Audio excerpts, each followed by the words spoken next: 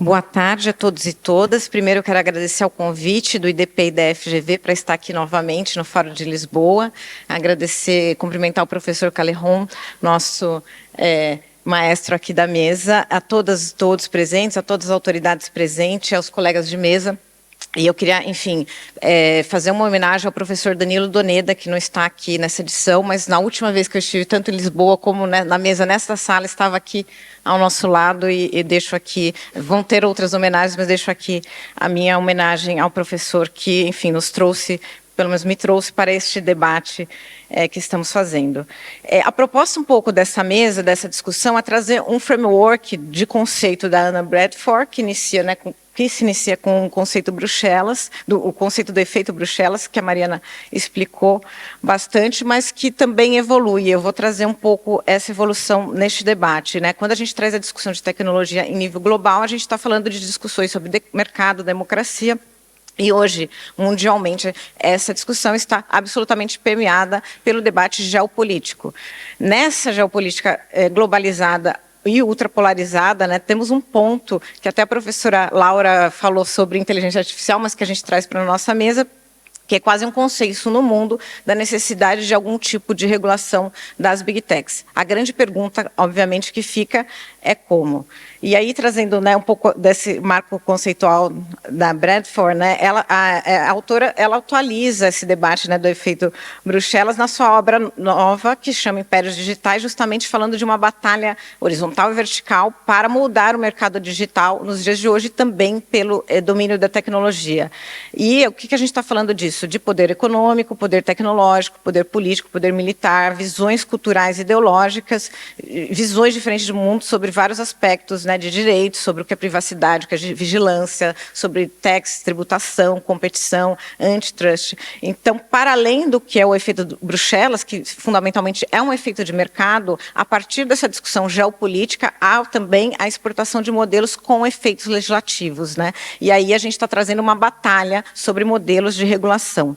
E aí, enfim, resumindo essa batalha e o conceito de hoje, metodologicamente falando aqui, a gente está falando um pouco de um mercado que é dominado principalmente pelo hardware chinês, pelo software americano, sendo regido por políticas europeias, ou querendo ser regido por políticas europeias.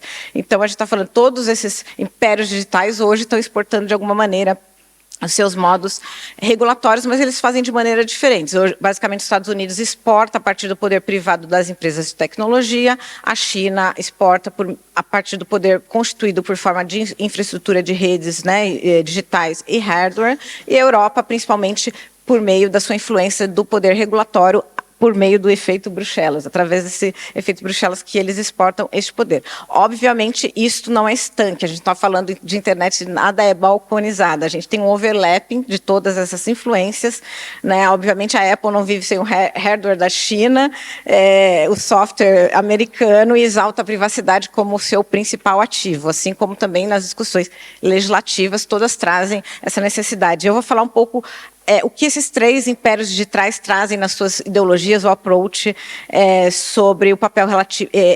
A grande discussão disto é o papel relativo ao Estado, ao mercado, aos direitos coletivos e aos direitos individuais. Dentre esses três modelos que também se mesclam, né? O modelo americano, ele é basicamente proteger, né? O modelo original americano, o free speech, o free market e a free internet. A internet, a liberdade de expressão e a liberdade de mercado. Ele é a partir de autorregulação de empresa, e autorregulação do mercado, cético com qualquer regulação estatal, né? E a internet, né? Esse modelo de internet é impulsionado por dois grandes princípios. Um que é a primeira emenda, que é uma versão de visão de liberdade de expressão, e uma mão regulatória muito leve, e todo o crescimento da internet foi em volta desses conceitos, né?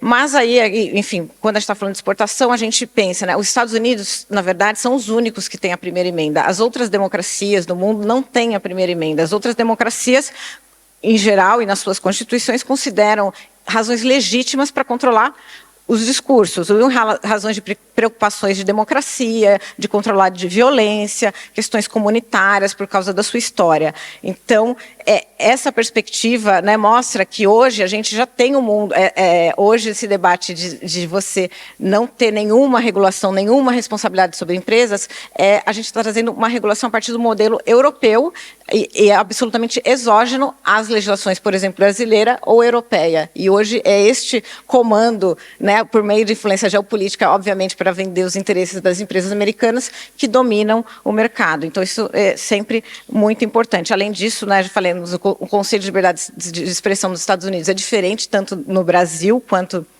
na Europa. A gente tem a questão, né, de não ter uma primazia e, de alguma forma, é importante, dependendo de cada país, enfim, vai ter a sua Constituição, mas há uma perspectiva de proporcionalidade em relação aos outros direitos de forma geral.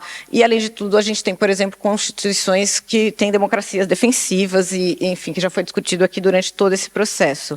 Os principais críticos ao modelo da seção 230, que é o modelo atual brasileiro e foi o modelo europeu, diz que, na verdade, eles protegem o ideal é para proteger as empresas e o mercado e não os usuários, porque ele libera as empresas de responsabilidade, o que permitiu que essas startups ou essas empresas se moverem rapidamente, como na filosofia do Vale do Silício, sem medo de ações judiciais.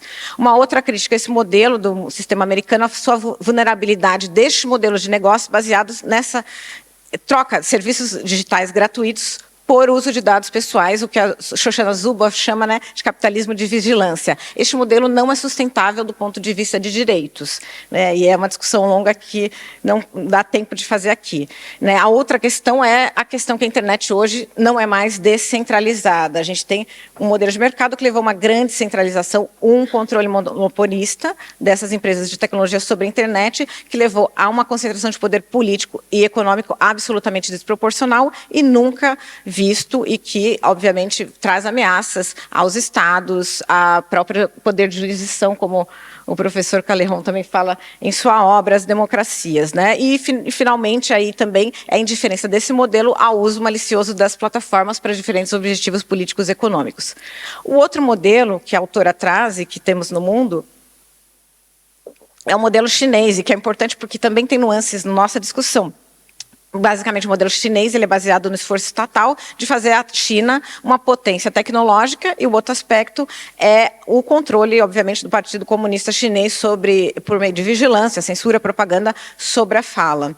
Né? Curiosamente, ele tem esse denominador comum com a internet americana, que é a história da vigilância, só que nos Estados Unidos controlado por corporações, na China pelo governo, né? E esse modelo chinês não é absolutamente à parte, porque toda discussão de tecnologia, o esforço estatal para fazer os países uma potência tecnológica, isso sempre é central e tá. E, enfim, a própria União Europeia, quando começou a discussão de o professor André Renda, que foi um dos membros do grupo da Expert, é um regulador muito conhecido, esteve em alguns eventos no Brasil, inclusive, ele conta que a primeira encomenda foi justamente assim: qual legislação para fazer a União Europeia ser uma potência tecnológica de IA? E, obviamente, os experts mostraram que, na verdade, a necessidade da proteção de direitos era premente diante dos valores da Europa, e por isso se voltou uma regulação que menos desse modelo chinês. Indo para a União Europeia, a gente tem um modelo que traz focado em proteção de direitos, em especial em 3 áreas. A proteção de dados, né, quando surge a legislação de proteção de dados, né, que é mais antiga, ela é o grande game changer desse mercado, né, a mudança desse mercado absolutamente desregulado, porque ela cria um set of rules, né, absolutamente não negociáveis, que nunca tinha na internet. Clarifica direitos e traz, em alguma medida, trata a simetria de poder. Ela tenta tratar a privacidade do usuário, tanto em relação ao poder estatal como capitalismo de vigilância, mas a gente sabe, obviamente, que ainda não está completamente compliant. Né? A gente tem muitos problemas, em especial o enforcement, que é o grande problema hoje da proteção de dados na Europa. A União Europeia também foca muito nas leis antitrust, né, em relação a essa abordagem regulatória que os nossos outros palestrantes vão falar, de, né, Reshape Competition. Ela tem uma questão de regulatória de competição ex ante, que eles vão explicar melhor, de alguma maneira. Então, como também o meu tempo está vindo, eu vou passar aqui muito rápido. E ela, principalmente, né, o que a gente chama de human-centric, né, voltada para os seres humanos, conforme com os direitos fundamentais, tem um conceito de fairness muito importante, né, o Fairness Drive Away, a ideia de uma economia digital mais distributiva, com uma aposta grande na intervenção estatal para proteger direitos individuais e coletivos e de redistribuir o poder no âmbito digital. Trazendo um pouco aqui a fala, né, da União Europeia, até, por exemplo, Vestager, né, que traz, ela fala assim, claro que não há um modelo perfeito, nós vamos errar, mas é isso que nós estamos tentando. Então, e aqui, para concluir, que já chegou o final da minha fala, né, dentro desses 3 modelos, o que a gente está vendo, obviamente, diagnóstico que o modelo americano falhou, né, que a autorregulação, tecnolibertarismo não vai funcionar, a necessidade de trazer alguma intervenção para o mercado visando a estabilidade da democracia, a partir do risco do modelo de negócios, que esses negócios decisivamente estão contribuindo para trazer pelos modelos de negócios, discurso de ódio, desinformação, como trabalhar, como ele afeta a dignidade humana, a autonomia humana e ainda mais com a IA, né? Esses riscos aos direitos humanos, isso é muito central. Isso está acontecendo um pouquinho nos Estados Unidos, tem uma pressão interna, obviamente, do FTC, a questão de criança e adolescente, o próprio Binder fala, né, no Congresso, mas, obviamente, tem questões geopolíticas que impactam isso, né, eles são targets dessa regulação, mas, ao mesmo tempo, esse instrumento da sua batalha de premência geopolítica tecnológica, então é mais complicado. Mas, no mundo democrático, de modo geral, tirando essa questão americana, há um consenso que o modelo regulatório europeu, até hoje, no que foi proposto, serve ao interesse público de alguma maneira. Obviamente, ninguém está falando de copia e cola da legislação europeia, mas olhar para o mercado, a gente tem que olhar para o mercado global, porque nós estamos falando de internet, e trazer um pouco a arquitetura regulatória europeia também para referência e para o debate, porque ela traz freios aos poderes corporativos e há um grande esforço de preservar as estruturas democráticas na sociedade. Mas como o debate como ela foi trazido no Brasil, vou deixar para a próxima fala, que é o do João.